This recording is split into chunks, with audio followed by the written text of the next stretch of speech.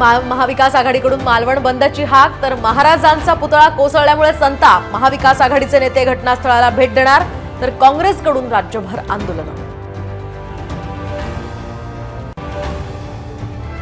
महाराजांचा पुतळा कोसळणं हा अपघात, मंत्री दीपक केसरकरांचं वादग्रस्त विधान, तर मोदींच्या दौऱ्यामुळे नौदलानं घाईघाईनं काम केल्याचाही दावा, तर नेव्हीवर ढकलणं हा नेव्हीचा अपमान असल्याची काँग्रेसची टीका।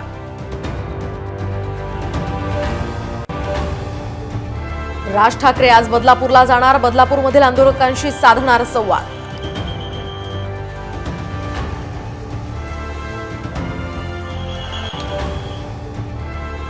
लाडक्या बहिणीला पैसे देता, पण भाच्यांच्या आरक्षणाचं आणि दाजीच्या शेतमालाचं भावाचं काय? मराठा आंदोलक जरांगे पाटलांचा महायुतीला टोला।